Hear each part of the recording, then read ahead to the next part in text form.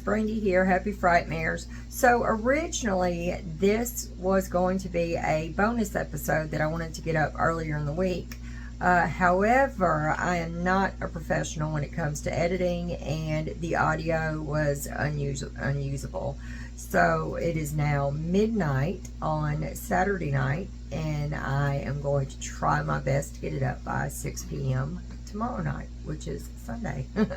So yeah, we have the AC off, I have the fans off, so it's really hot here. Hopefully I'll be able to get everything in one take, and as soon as we're done with this, we're going to be turning in and going to bed, because like I think I said, it's midnight here now. So alrighty. Tonight we're going to be talking about cursed movie sets, and although I couldn't find a whole lot of information about each one of them, I did find out some interesting facts about the movies, and I think that you'll probably like them too. I'm going to list them in no certain order, so I would be interested in knowing in the comment box down below, which one do you think is from, let's say, the least cursed to the most cursed? As far as the ones that I'm going to speak about. So, and if there's a film that you're wanting to know about, list that in the comment box below as well, and I might do a future episode of this. So yeah, it depends on how much you guys like it. Please do like the video if you like it, and please remember to subscribe. I want to grow the channel, and I think that it may be a little bit ambitious, but I know with a little bit of hard work and the help of you guys, I should be able to reach 1K by the end of the year. So fingers crossed. But yeah, that would definitely help. So I will talk to you guys here in just a few minutes. Cheers. Okay, y'all. So the first movie that we're going to be talking about is definitely one of my favorites. I don't know if it came out the same time as that other movie, The Dark Crystal, did, but I remember seeing them when they would come on TV. It would always be Poltergeist and then The Dark Crystal right after that. It was kind of like a double feature. So every time I watch this movie, it kind of takes me back to then, and I always have to watch it, Poltergeist and then The Dark Crystal. So yeah, we're going to be talking about the Poltergeist movie franchise. I'm sure that a lot of you that are into the paranormal side of things probably have heard the rumors that the set was cursed. There's been a documentary made about it, and you know, right around Halloween, it gets really popular to talk about these things, and Poltergeist is always on the list. So a couple of the things that happened while filming was actress Zelda Rubinstein. She played the psychic Tangina, and I absolutely love that little woman. It started off with her having a dream one night when she had just gotten there. They weren't filming yet. It was right before filming. She had a dream that her little beloved dog had passed away. She awoke the next morning to a phone call informing her that indeed her dog had passed away during the night. So that was kind of sad. It's one of those premonition dreams. My mother has those all the time, and I'm one of those people where I would absolutely love to have lucid dreams, but these days I'm just happy if I actually remember dreaming anything. That and the fact that I had the world's worst sleepwalking problems. I'll have to tell you guys about that, because it is wild, the things that happen that I get up to when I'm asleep. My husband, maybe he'll get on here with me and he can attest to that and be my witness. Otherwise, I really don't think that you guys would believe some of the things that happen to me and sleepwalking. It's nuts. The second thing that happened, and this is also kind of a minor thing, you had actress Jo Beth Williams, who plays Diane, the mother in the movies. She would lock up her home and go to set. Nobody would be in the house all day. When she returned home, objects would be moved around the house. She would have large objects moved around the house, like furniture, tables, things like that.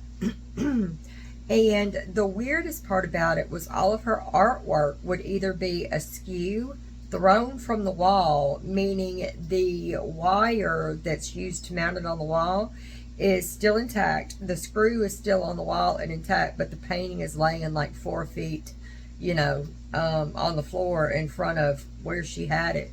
Or the pictures were turned completely around backwards. And she would set everything back right again. And sure enough, the next day she would lock the house up. She would go to set. And when she came home, it would be the same way. So that's a little bit creepy, especially when you're working on that kind of movie all day. The third thing that happened during the movie was James Caan, and he was the man that wrote the promotional novel for the movie. He was in the office getting some work done one night. It was he and one of his co-workers. I believe it was an assistant producer, but it didn't give a name. And there was a really bad storm outside, and there was a clap of thunder, and they had an air conditioner unit in the office. The back of it, the back cover, blew off as it exploded, hitting him in the back of his head. He had to have a few stitches for that one. But the creepiest thing was a few minutes later, the lights flickered off and on, and they had in the 80s and 90s, you had the arcade games that were really popular, like Q*bert, the Centipede one, Donkey Kong, those types of games, pinball machines and stuff like that. And all of them began to play. There were about 12 or 13 of them in the office, and they all began to play by themselves. So that was kind of creepy. There were also many stuntmen and women that managed to break their arms or legs. Some of them suffered severe injuries like neck injuries and were never right again. It also happened a lot that they would shoot scenes in the movie, and then when they would go to edit them, the footage was either messed up or it failed to record. And that's like expensive.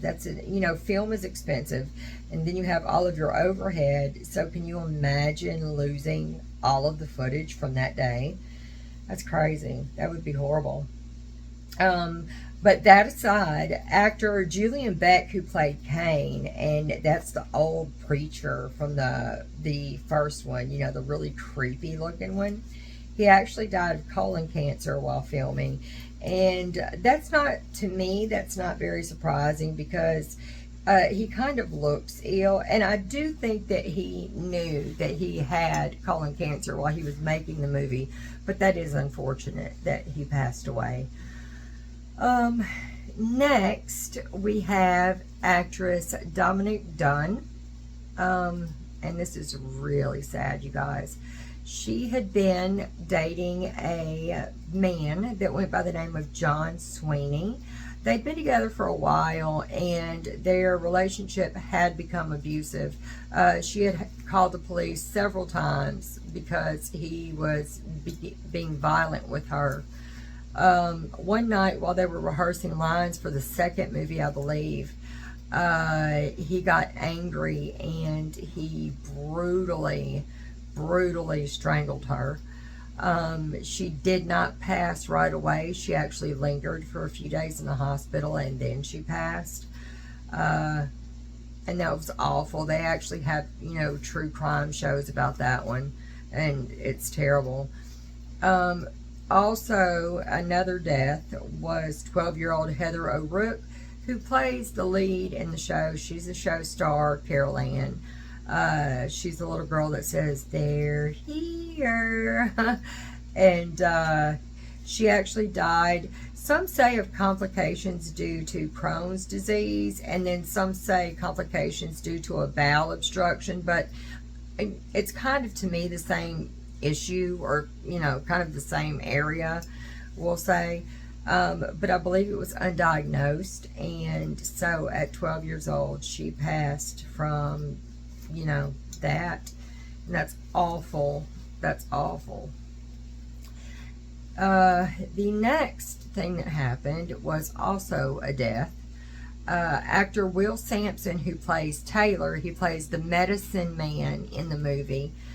He's been in a lot of other movies. He's such a great actor. In the second film, he played as the shaman, and he was, like I said, in real life, he was an experienced shaman. The producers and everything had asked him if he could pinpoint where the negativity was coming from that had been plaguing the set. You know, they had equipment malfunctions, electrical malfunctions, people were getting hurt, the really bad things were happening. And Will honed in on some skeletons they had in the prop department. And if you've ever seen the movie, there's this one particular scene where Jo Beth Williams, or Diane, is running trying to get out of the house, and she falls into a pool that they're having made, but at this point in time it's just dug into the ground. It's like a pit.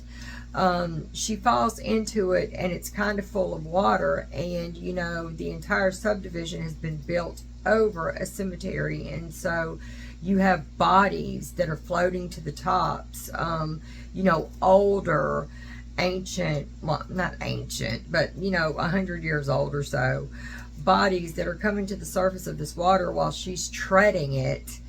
And oh gosh, it's just I can't even imagine. Anyway, that's what they were used for, was this particular scene. He honed in on those as having a lot of negative energy coming from them. He blessed them, and as soon as he did that, the bad energy on set went away. There was a lighter feeling, and they didn't have any issues as far as of bad luck from that point forward. Now, the creepy thing about that is that when they dug into it a little deeper, they found out that the prop department had actually purchased real human remains for these props. They weren't fake. It wasn't epoxy and whatever you make a fake skeleton out of. They were real human remains. And I don't know how that happened or who would sell something like that, but they certainly bought them. So I can imagine, you know, I kind of wonder, is that why the set was possessed? Because these people were pissed that their bodies are on display and being used in such a disrespectful way. I don't know who would do something like that. You know, do you walk into a garage sale or a thrift shop and they have these Halloween skeletons up there? I don't know. The last run of bad luck, the last unlucky, I guess you could call it, thing that actually happened during the filming of the franchise was actor Will Sampson, who we just discussed, the Native American medicine man in the show, as well as a real life shaman. He actually passed away himself after suffering a long illness, and it was from complications while having a heart and lung transplant. So that is sad. That is the curse of the Poltergeist movie franchise, and I believe they made 3 of them, but they were really good. They really scared me. They still freak me out to this day, you know, and I watch a lot of horror movies. The second movie that we're going to be discussing is The Exorcist. Now, a couple of things that happened in this movie. I'm going to get to moving rather quickly, you guys. The first thing was the entire set caught fire, right? Everything burned down. They were filming in an older home. Everything burned down except for the bedroom that Linda Blair, who was playing Reagan, her bedroom in the house was completely untouched. The entire set burned down, and Reagan's bedroom was fine. That's kind of creepy. And the fire, they found out, was caused when a bird flew into a cricket box or a circuit box. So how often does that happen? But yeah, that was the first big thing.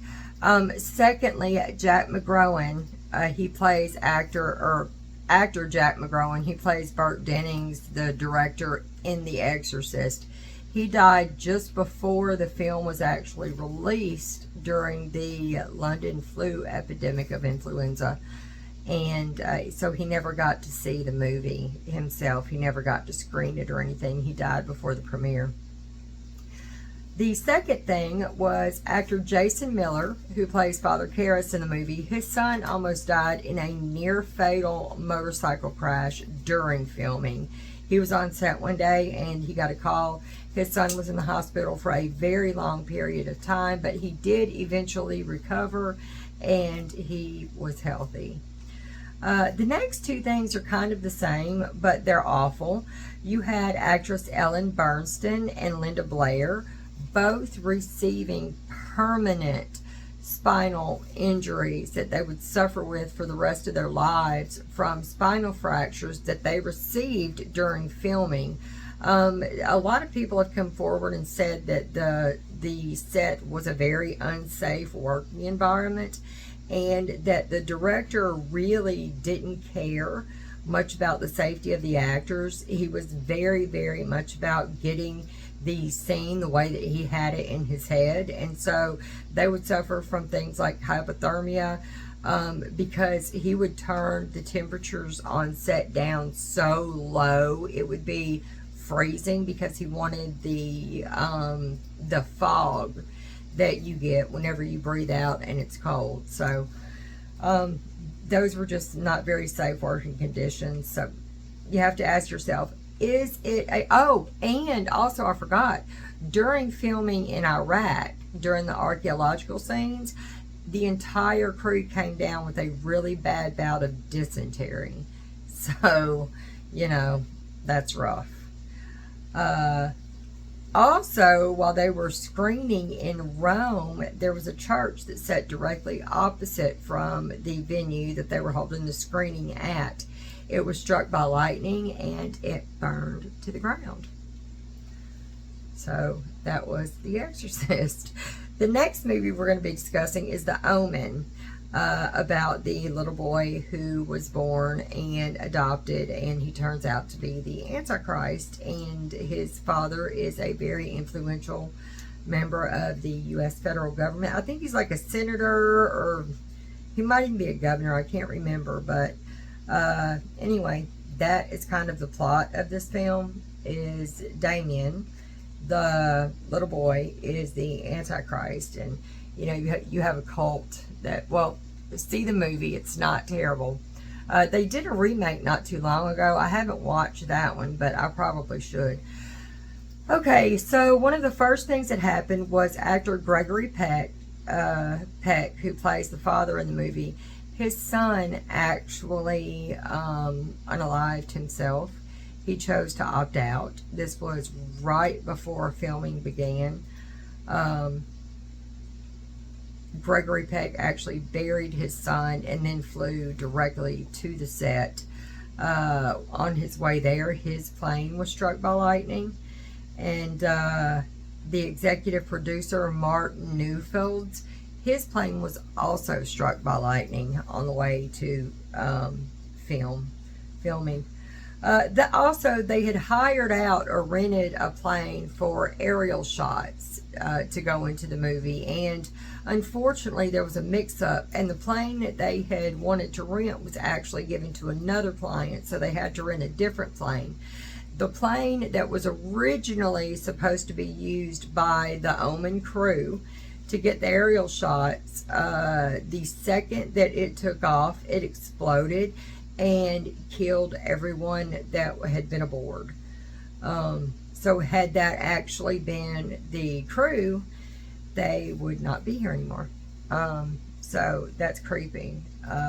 Yeah, it exploded and killed, I don't know how many passengers, it didn't say. But the next thing that happened was there's a zoo part in the movie where Damien goes to the zoo and all the animals freak out, especially this troop of baboons that's in the movie.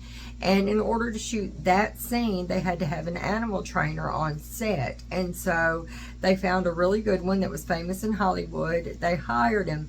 The day after the baboon and zoo scenes were shot, It's not funny, you guys. It's really not funny, but the animal trainer was killed by a tiger the very next day. It was a tiger that he had raised from a cub. Something happened and it turned by basically crushing his skull with his head in the tiger's mouth. So that's kind of creepy. And that was The Omen. The next movie that we're going to discuss is Rosemary's Baby. I know that it was a novel first, and they adapted it to the big screen. Several things happened in this movie. You had Christoph Comeda, who was the composer that created the theme songs and, the soundtrack to the movie.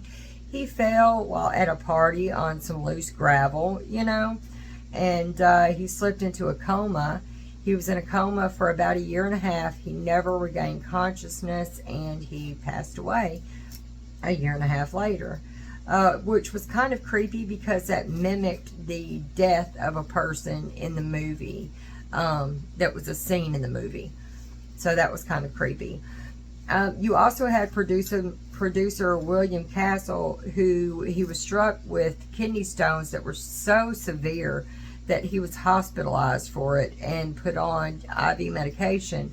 But his infection from the stones, it was so bad that he was actually delirious and hallucinating.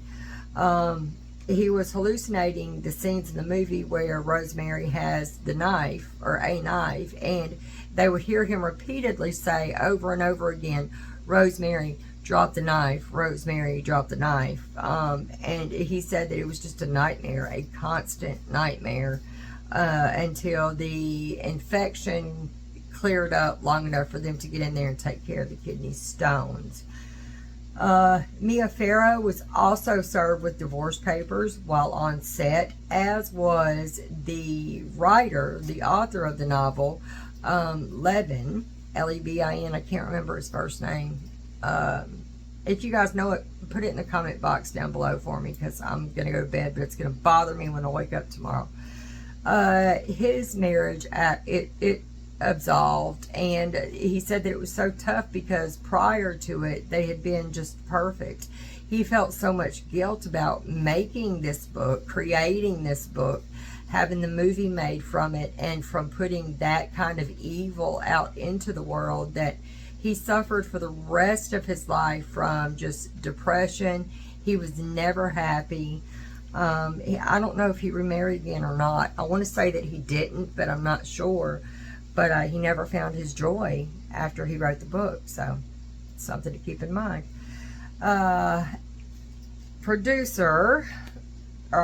Director Roman Polanski.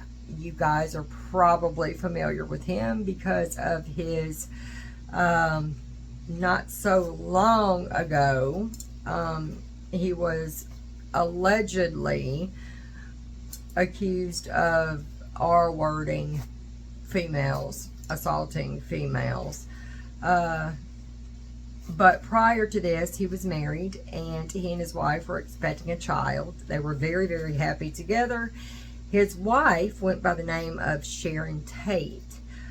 She was also an actress, and the Manson family actually zeroed in on Sharon's home on Cielo Drive in California. They killed everyone at the party, and including Sharon, who I believe was 8, almost 9 months pregnant at the time. So it was a particularly brutal, awful, horrible crime. And yeah, that was what happened to director Roman Polanski. And if the things that are said about Roman are true, then he probably deserves everything that... Oh, you know what? I'm not going to say that. I was going to say everything that came to him, but no, not the death of Sharon. That had... Oh, I apologize for that, you guys. That was... Didn't think about that one. The next movie that we're going to talk about might not be one that you think of when you think of cursed movies, because I know that I didn't. This is Passion of the Christ. It is a religious movie, that is brought to us by Mel Gibson.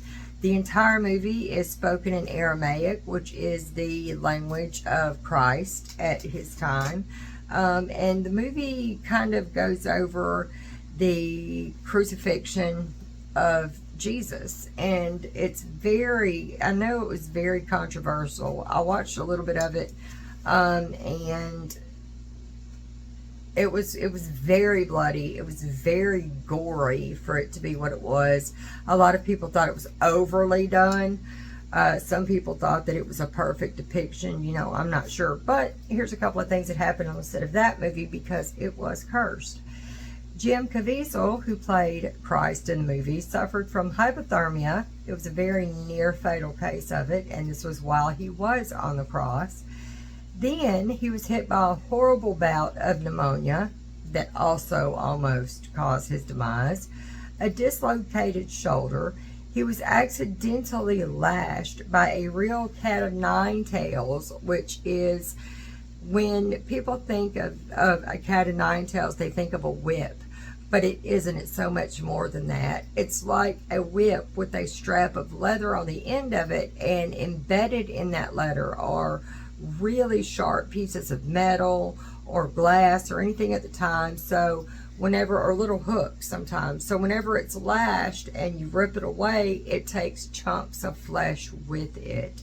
So he was actually lashed once or twice by a real one of these things, not a prop. Him and his assistant director, Jan Michelini, were both struck by lightning during a sermon on the Sermon of the Mount scene. They were both struck by lightning. For Michelini, this was actually the second time that he had been struck by lightning. So that's crazy. The next movie, we have one more after this one, you guys, and then we'll be done. I'm trying to move fast, so I hope you don't mind. The next movie we're going to be talking about is Time Out, the Twilight Zone movie. Now, I'm not sure about a lot of bad happenings happening during this movie, but what did happen to me was so awful that I thought it should definitely go on the list. And it's horrible. There is a scene in the movie. It's supposed to take place during the Vietnam War, and this man, he goes in to kind of rescue some Vietnamese people. He is an American man. Actor Vic Morrow. There was a scene where he was supposed to scoop up two young Vietnamese children and spear them away to safety, right? And to get them on a helicopter, and off they go to the land of freedom and the like. Unfortunately, while going up the river to meet them for the scene, the helicopter flew too closely to some pyrotechnics, and it was hit by a fireball.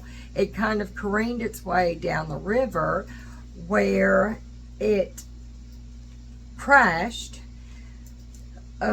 crushing a 6-year-old Renee Shimyi.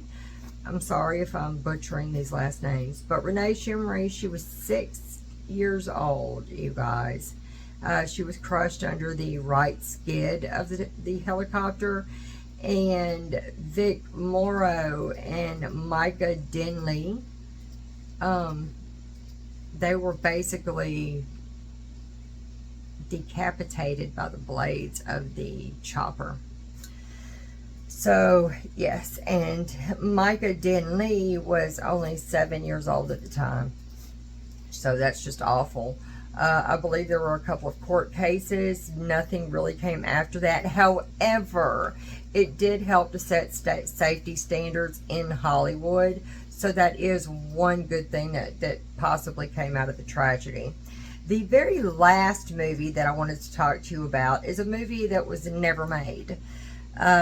It was so cursed that they couldn't make it. And I was like, really? Does that belong on the list? But if you read about it and you find out what it actually is, then yeah, you'll understand why it made the list. And That is a movie that's called A Took. It was originally a novel by Canadian author Mordecai Reichler. It is a comedy about an Inuit hunter that's kind of like a fish out of water. He's coming to the big city and he's trying to learn how to navigate and get used to big city life.